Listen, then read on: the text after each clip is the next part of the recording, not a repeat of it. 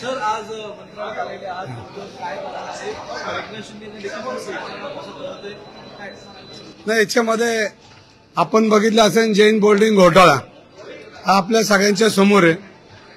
ज्या घोटाळ्यामध्ये शासकीय यंत्रणा मग धर्मदाय आयुक्त असतील, रजिस्टर ऑफिस असेल, बुलढाणा अर्बन बँक असेल आणि या सगळ्यांमध्ये जो गोलमाल झाला आणि या गोलमालमध्ये जैन मंदिर घाण ठेवलं गेलं आणि त्याच्यावर जो आज गोखले नावाचा बिल्डर आहे त्यांनी काल पत्र दिलं की हा व्यवहार मी रद्द करायला तयार आहे. पण माझ्या माहितीप्रमाणे हा व्यवहार सर्व बेकायदेशीर झालाय. त्यांनी जे 230 कोटी रुपये भरलेत हे शासनाने याच्यामध्ये वर्ग केले पाहिजेत, ह्याच्यावर लॉक केलं पाहिजे आणि हे 230 कोटी रुपये कुठनं आलेत याची चौकशी झाली पाहिजे.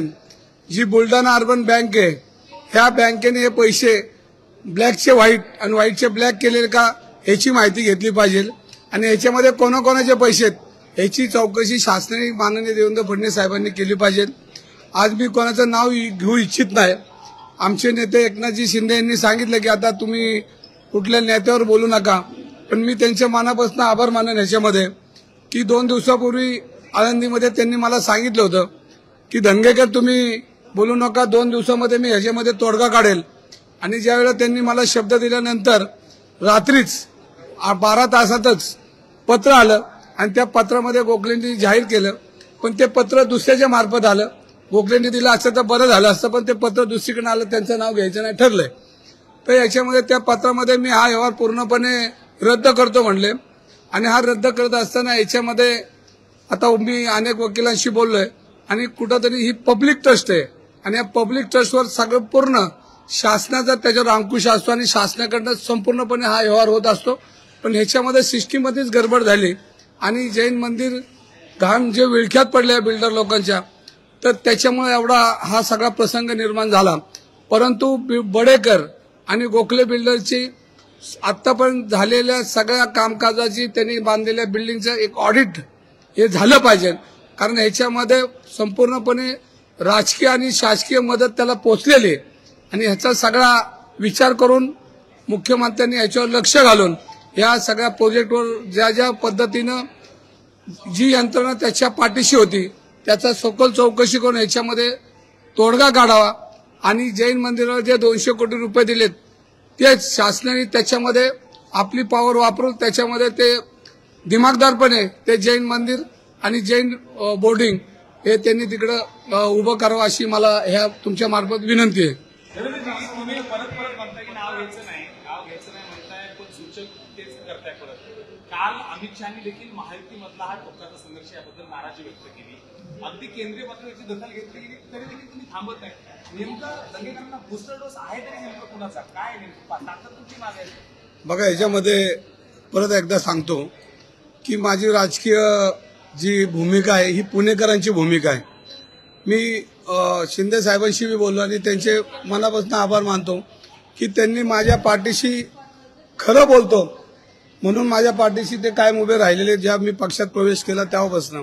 पण त्यांनी हे सांगितलं की आपल्या मित्र पक्षावर तू काय बोलायचं नाही, पण जर पुण्यामध्ये गुन्हेगारी होत असेल, पुण्यामध्ये काही बिल्डर लॉबी ज्या पद्धतीने आज कामकाज करते आणि या बिल्डर लॉबीच्या आजूबाजूला जे जे राजकारणी लोक आहेत आणि त्यांच्या त्या पदाचा पॉवर वापरून ज्या ज्या लोकांवर अन्याय करतात त्याच्याविरुद्ध बोलायला त्यांनी मला कधी अडवलं नाही. पण मला हे सांगायचं की त्याच्यामध्ये आमचे उदय सामंत असतील सगळेच त्यांचं एकच, त्यांनी कायम माझ्या पाठीशी उभं राहण्याचं आश्वासन दिलं. तुमच्यामध्ये बोलले, पण मी कधी कुठल्या विरोधी पक्षाच्या विरोधात बोलत नाही. मी प्रवृत्तीच्या विरोधात बोलतो आणि ही प्रवृत्ती पुण्यामध्ये प्रचंड फोफवली, सर्वसामान्यांना जगू शकत नाही. आज पुणे शहराची व्याप्ती बघितली तर विश्रांतवाडी बसून तर खाली मग कात्रज असेल, इकडं बावधन असेल, इकडं विश्रांतवाडी असेल, या सगळ्या प्रकार जिथे नजर टाकल तिथं कोणतरी पुढारी आहे, कोणतरी मंत्री आहे, कोणतरी वर्ण आलाय आणि पुणे शहरा लॉबीला, पुणे शहरातील लोकांना ह्या सगळ्या बिल्डर लॉबींनी आणि काही पदाधिकाऱ्यांनी ज्या पद्धतीने वेढा घातलाय त्याच्यामध्ये सर्वसामान्य लोकांना जगता येत नाही. भीतीचं वातावरण आहे आणि याच्यामध्ये मी देवेंद्र फडणवीस साहेब असतील, अमित शहा असतील आणि तुमचे आपले देशाचे पंतप्रधान असतील त्यांना मी पत्र सुद्धा लिहिलेलं आहे की याच्यामध्ये तुम्ही लक्ष घाला. जी लोकांमध्ये जी विकृती आता पुणे शहरामध्ये ज्या पद्धतीने गोरगरिबांना संस्थेला छोटे छोटे समाज त्यांना त्रास देण्याची जी प्रवृत्ती वाढली याच्यावर तुम्ही चौकशी करा आणि याच्यामध्ये बडेकर आणि गोखले या बिल्डरचं ऑडिट करून ज्याचे पैसे कुठनं आलेत त्याचा पूर्णपणे एखाद्या संस्थेमार्फत चौकशी करून यांच्यावर कारवाई करावी.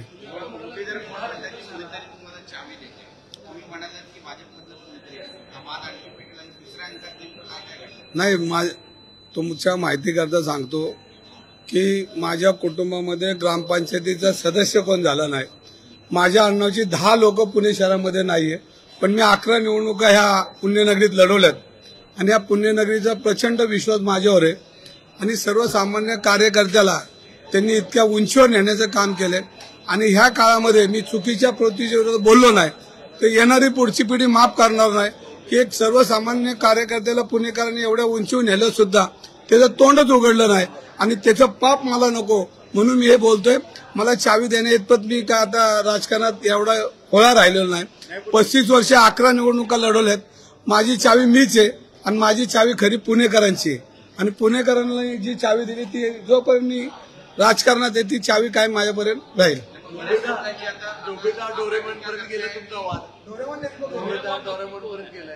नाही ना, आता जे आहे जरा बोलतायत काही लोक पण त्यांना वेगळ्या वेगळ्या ठिकाणी उत्तर देईल. माझं त्याच्यावर आता ट्विट बीट होईल जरा उद्या. नाही आता काय आता मी काय नाही काही लोकांशी बोलत नाही कारण त्यांची जरा उंची जरा बघावं लागेल मला.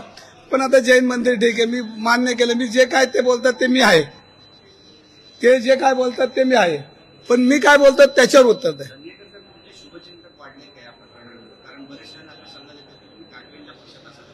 नाही आता त्याच्यावर नंतर बोलू आपण. आता मी वर चाललोय साहेबांना भेटायला. आपण माझी विकेट काढू नका.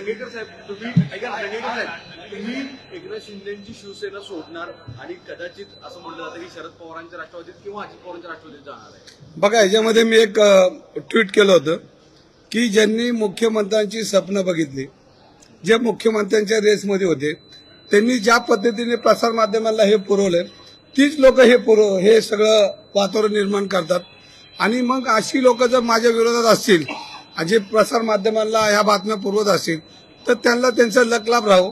पण माझी लढाई ही विकृतीच्या आणि ज्या चुकीच्या लोकांच्या विरोधात उभी राहणार. आज आहे उद्या आहे. माझं एक ट्विट तुम्ही 1-2 दिवसात बघा, चालू आहे माझं काम. परत पुण्याची गुन्हेगारी राहिली, लोकमान्य नगर मधल्या वसाहतीच्या लोकांचा विषय राहिला, अनेक विषय आहेत पुण्यामध्ये आणि जे पदाधिकारी बिल्डर यांच्यामध्ये अडकलेले विषय ते पूर्णपणे लढाई माझी चालू राहणार आहे आणि लढाई शेवटच्या मिनिटापर्यंत शिंदे साहेबांचीच परवानगी घ्यायला आले आता मी. असे अनेक बिल्डर आहेत की राष्ट्रवादीशी संलग्न आहेत, शरद पवारांशी संलग्न आहेत, अजित पवारांशी संलग्न आहेत. याचा काही म्हणजे अगदी नावं निघतात, भरपूर नावं निघतील. पुणे असेल, पिंपरी चिंचवड असेल, सगळं. याचा पण काही हिशोब एवढे तुम्ही जुने आहात याचा पण काही हिशोब असेल तेही निघेल. नाही आता हळूहळू सगळं निघणार आहे. फक्त तीच परवानगी घ्यायला आले वरती. सगळीच जे लोक चुकीची वागतात त्यांच्यावर मी बोलणार आहे. मी काय म्हणतो, जी लोक विचित्र वागतात, समाजाला घातक आहेत, ती पडद्याआडून काही लोक त्रास देतात त्यांचे संपूर्ण मी स्वतः असतो तरी मी माझ्या विरोधात बोलणार. तुम्ही जी भूमिका मांडताय, तुम्ही आता महायुतीमधल्या पक्षाचे नेते आहात, तुम्ही जी भूमिका मांडताय त्या भूमिकेमुळे कुठेतरी महायुतीमध्ये धुसफूस जी आहे ती तवाट्यावर येऊ शकते आणि तुमच्या पदाला कुठेतरी धोका होऊ शकतो. बघा, मी परत एकदा सांगतो की माझ्या आयुष्यातली राजकीय किंमत मी मोजायला तयार आहे. माझे जे आंदोलन झाले एका प्रस्थापितांच्या विरोधात झाले. तुम्ही बघितलं असेल पुण्यातल्या पोर्शो कारमध्ये किती मला त्रास झाला, पण शेवटच्या मिनिटापर्यंत मी लढलो. ससूनचा जो अंमली पदार्थ शेवटच्या मिनिटापर्यंत लढलो. पप जोपर्यंत त्याला नियमावली लागत नाही तोपर्यंत लढलो. आज जैन मंदिर, मला हा त्रास होणार आहे आणि याची राजकीय किंमत मला मोजावी लागणार आहे कारण वाईट प्रवृत्ती पुण्यामध्ये प्रचंड आहे. पण आता लढलंच पाहिजे ना. आपण नाही लढलो तर छत्रपतींच्या पुण्यात आमचा जन्म झालाय आणि छत्रपतींचं बालपण झाले त्याच भागामध्ये मी लोकप्रतिनिधी आहे आणि मग त्यांचे जे विचार आहेत हे कधीतरी आपण लढलो पाहिजे आणि वाईट प्रवृत्तीच्या विरोधात लढलो पाहिजे. कारण छत्रपतींनी स्वराज्य उभं करताना सर्व जाती धर्माची लोक एकत्र करून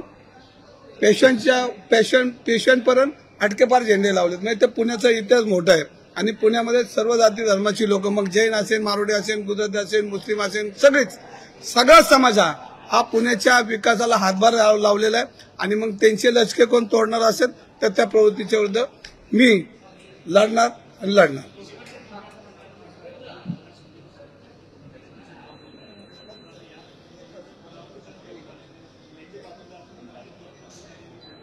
नाही ह्याच्यामध्ये मी म्हणतो सखोल चौकशी केली पाहिजे. जो ह्याच्यामध्ये दोषी असेल त्याच्यावर कारवाई झाली पाहिजे. धंगेकर साहेब, तुम्हाला एकनाथ शिंदे आळंदीमध्ये म्हटले की आता थांबा, तरी तुम्ही थांबत नाही. थांबलो ते म्हणले ठीक आहे, थांबलो लगेच म्हणजे थांबलो. पण त्यांनी ऐकण्याचा अजेंडा बघा नाही शिंदे साहेबांना एक सूचक वाक्य मला सांगितलं की तुला 2 दिवसामध्ये यातला तोडगा निघेल. आणि मी घरी पोहोचायच्या अगोदर, आळंदीवरनं मी फिरत पोहोचायच्या अगोदर मला फोन आला की धंगेकर गोखले बिल्डर आले तर त्यांचं पत्र आलं, पण ते कोणामार्फत आलं त्यांचं नाव आता विचारू नका, हे तुम्हाला माहिती.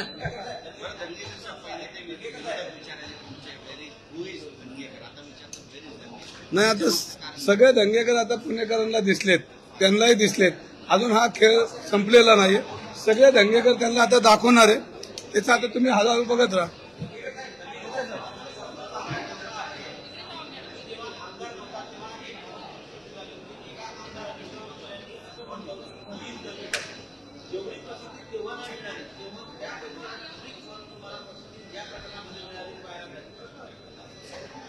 ह्याच्यामध्ये मी प्रसिद्धीसाठी कधी काम करत नाही. ह्याच्यासाठी वाईट प्रवृत्तीच्या विरुद्ध मी लढणार आहे. आणि माझं आता रंग हळूहळू सगळ्यांना दिसणार आहेत. कारण 1-2 वाक्यांनी नाही, माझे रंग अनेक आहेत. त्या रंगामध्ये मी तुम्हाला आता पुणे शहरात काम करताना दिसेल, नाही महाराष्ट्रात दिसेल.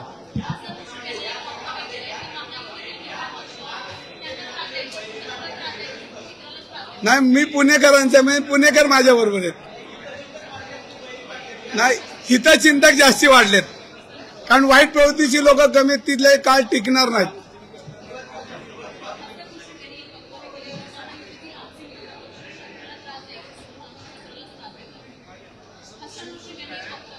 हसन मुश्रीफ बोललेत ना, त्यांच्याशी बोलतोय, जरा आता भेटतील, जरा त्यांच्याशी माहिती होतं कोणाकोणाला त्रास देतात ते.